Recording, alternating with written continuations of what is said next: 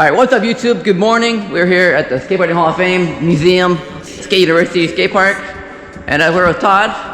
And he's gonna take us through to a full tour of skateboarding and the history of skateboarding. And this video is in VR, so if you look at my face and you don't want to see my face, just pull your phone out and you can aim anywhere you want. You can look up and down, left and right, anywhere you want. You can just move your phone and that will look. So I don't see a common thing, I just see the back of your head. The reason you see the back of my head is you look at the back of my head. So if you want to look at skateboards, look over there. But there's Todd and he is the owner. Yeah, hey, what's up? Skateboard collector. Hoarder I've been known to be called, but I don't think it's hoarding, it's just collecting. Hoarders collect like pizza boxes and stuff like that. Yeah, so okay, come on in. So when you come in to this space, which I'm proud that it used to be Urban Outfitters. I don't know why I think that's so funny that we repurposed an Urban Outfitters into a skateboard paradise. That's what my friend just called it. It's like a skater's paradise. And so here we are, Simi Valley Town Center, 1555 Simi Town Center Way, and we're located right across from the Van store, which is next that way, and Tilly's is that way. So we're in the middle of a shopping mall. But when you walk into the old Urban Outfitters, on the right side of the space is our museum, which is the Skateboarding Hall of Fame. Every year we induct, about 10 inductees. There's 100 inductees. We've done it for 10 years in a row. This will be our 11th year. May 9th is the next ceremony.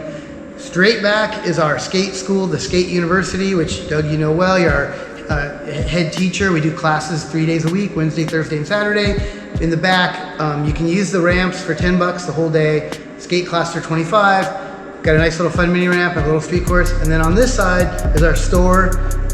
We only do skateboards here. We don't do any scootering or bikes, but in our store, we carry only the best stuff. And you come see for yourself. And I was just commenting to Doug that we have a big selection of Revive boards, Am Grip. Just come, we have what you need. If you're a skater, we have what you need. And this, I think one of the reasons that I wanted to do this interview or tour with you, Doug, is because a lot of the kids that go back there and over there don't really bother with what's over here. Yeah. And they don't realize that skateboarding started with metal wheels even. As simple as that. Like the first skateboards were roller skates, which this is an old roller skate. And you'd put your foot in here and it was a roller skate. Like it had leather straps that you'd strap on. Like you can see here, someone has the straps. And there you go, that was your roller skate. But somebody along the lines figured out if you cut these in half and hooked them to a piece of wood, you weren't attached anymore. And so you can see they took the back and just bent it over on this one. So the first skateboards, a lot of them were even used with nails. This is just an old roller skate. The first skateboards had metal wheels and they were homemade. So when skateboarding started in the 1950s or before, because nobody knows, you couldn't buy a skateboard. Like, you didn't matter. There was no shops. They didn't exist. You had to make it yourself. Homemade. Until 1962. And what's cool, in the museum here, everything on this side, on this first wall, is all homemade stuff. They're all DIY? All of them. And that's why they're all different. And they're all made from roller skates. This one even has wooden wheels. A lot of them had art on top. Like this one, somebody actually stepped in paint and then put their feet on here to leave footprints. And so all the ones around the window have some type of art. Those ones have carpet. These ones are all just roller skate boards. A lot of them, like I said, are nailed. This one belonged to Bob Keeler. Bob, if you're out there, hit me up. I can get that back to you. Yeah, I mean, we have the largest collection in the world of the very first skateboards. And until 1962, they had to be homemade. And even going before that, and skaters hate this part. They hate it. Before that, it was scooters. And I know you don't want to admit it, but at some point, it started like this. And these pictures are from the 1930s. The crates came off, just like in Back to the Future. Everyone always talks about that. Oh, yeah. Boom, and there you go. So, it was born. Yeah, and so when you come to the museum, the reason the scooters are in these shelves is because Urban Outfitters left them here. And they fit bitchin'. So I just try to put a nice assortment in these first two shelves of scooters. And those are all pre-1950, mid-50s scooters. And in 1962, the ski skate came out, the official ski skate by Tresco. And they sold millions of these little boards for like $2, $1.99. Then the roller derby, which is a big one. Every kid my age had the Black Knight. That was like, you know, really popular board. That was the one. So back then, what did that cost? That would have been like $6.99 or something. Like here, this one has a price tag. Here, Fedco price $2.99.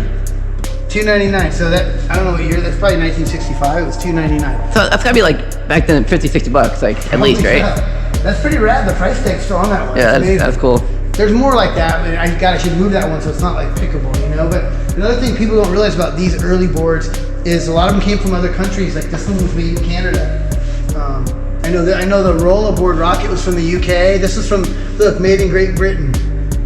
There's one up there, the blue one with the white stripes, the Surface Sam, that was made in Australia. So I know there's some foreign ones. I dig that. Some Sears made a lot of boards. See that one says Sears? Oh yeah. This is a rare one. This is from the Daniel Boone TV show, Fess Parker. It was like a souvenir you got from the movie studio, from the TV studio. So that's the 60s. And one thing you'll notice about these, a couple things, but one thing is they're all flat. There's no kicktail. And there's no grip tape, right? So keep that in mind. No grip tape, no kicktail. When you get down this way, in the 70s, there were some key inventions that came with skateboarding that changed everything. Grip tape, kicktails. So until then, they were just flat like this with no grip. Imagine that, dude. You can't even do a kick. No, it's tough. I've done it. It's so hard. With those two things gone, grip tape and kicktail, it's a joke. But when you add that, which this little simple board has both, it was like a game changer. And then also until that time, the wheels were like you can hear the balls. They're loose ball bearings, and they'd fall out. Like see, this one fell out. Mm-hmm. See, there's some still in there, I think, but it fell out. But that's why this board survived, because the wheel broke and they didn't skate it. Yeah, let's put it this side. Yeah, but so the first wheel that had precision was the Road Rider 2, right here. The very first wheel that ever had precision bearings. And that like revolutionized it. But before that, the first wheel was called the Cadillac Wheel. I mean, it's hard to see on here, but that was the very first wheel that ever was made out of freaking rubber. It was a Cadillac. And there's a guy named Frank Nasworthy. He's in the Hall of Fame because he invented the urethane wheel. Like one dude, it's credit. No one knows who invented skateboarding. There's no one knows. Yeah. But we know that Frank Nasworthy invented the urethane wheel. And after that invention, that really changed it. Because metal wheels and clay wheels were a joke. Yeah. They were seriously like toys. No traction, two traction. Yeah, and these dudes were all surfers, and I think they realized how they could get like a surf feel out of it if they had the traction and if they could roll over rocks and cracks. And so they started to get, so they got Road Rider 2s, urethane wheels, precision bearings, kicktails, and then they started to go from boards that looked like this, they started getting fatter and wider.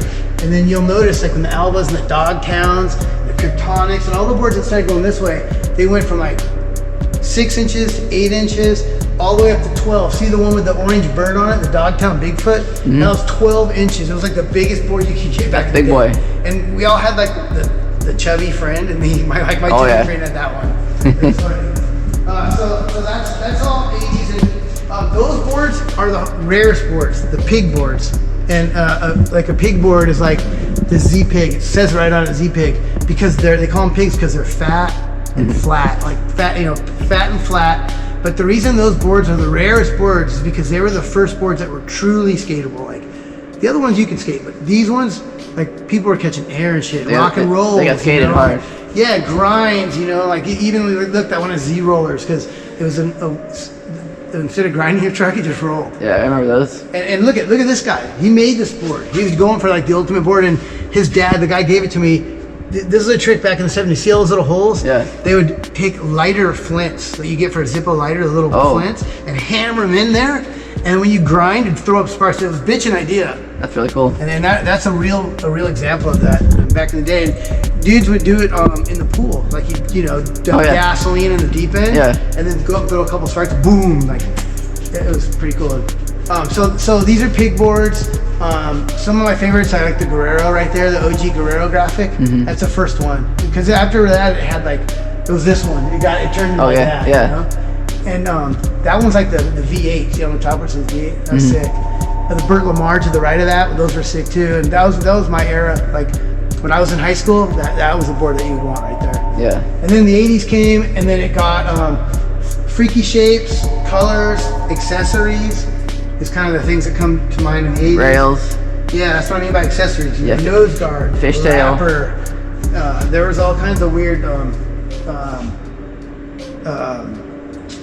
was trying to find like these crazy like sail block things or big old. They're riser pads with like little lifters built into them.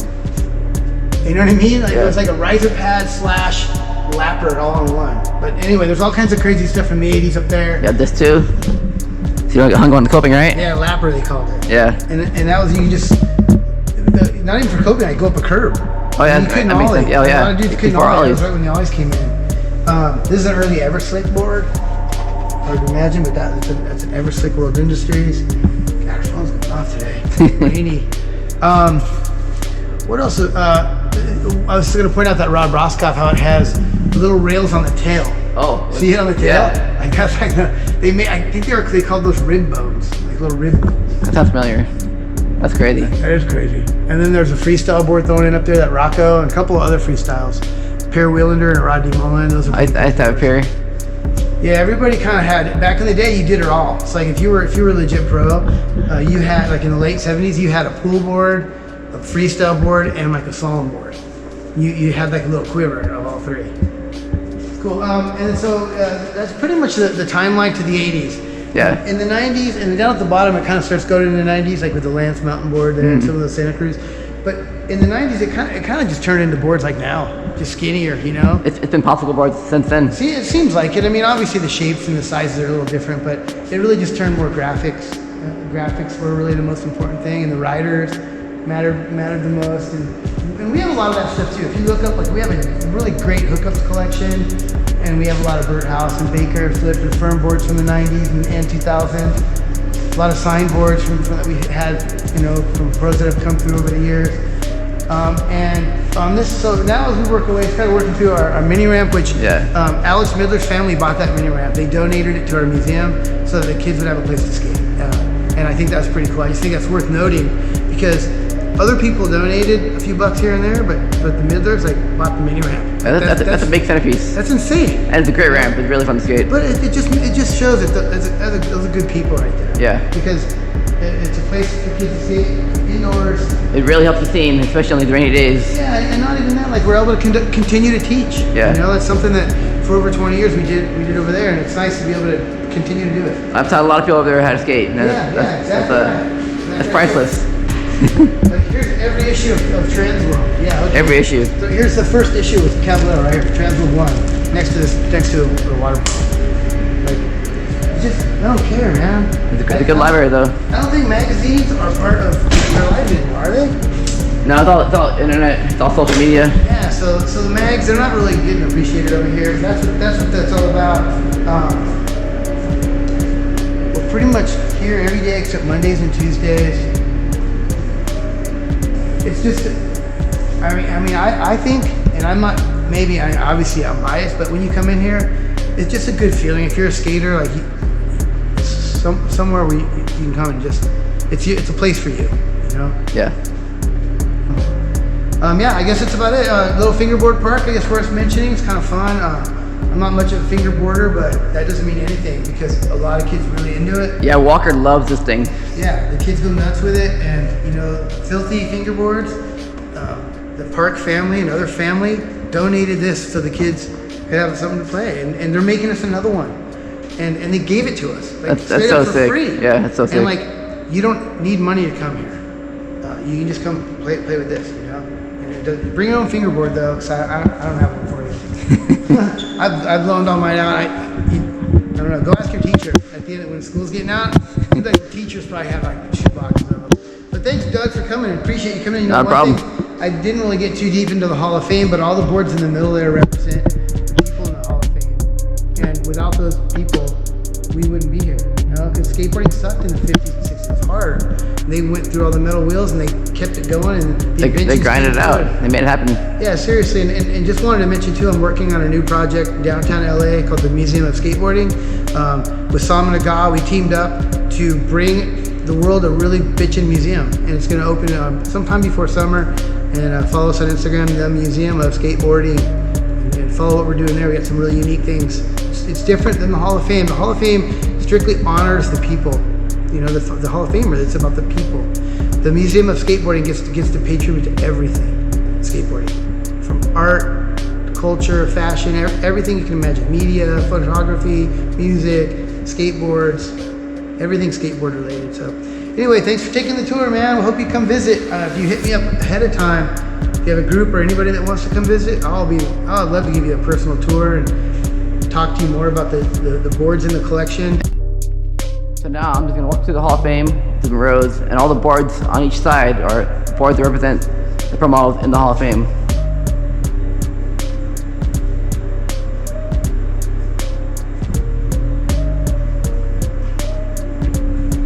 Look here, you got Rodney Mullen's board, Hall of Famer.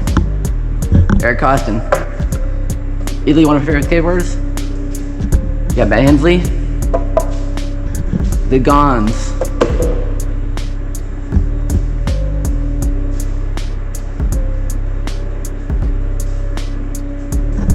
Guy Mariano, Neil Blender,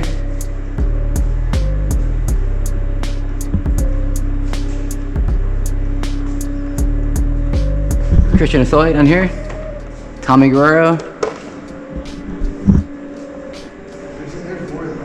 Oh yeah. The most obvious choice for the Hall of Fame, Tony Hawk, Mike McGill, and Caballero, inventor of the Caballero.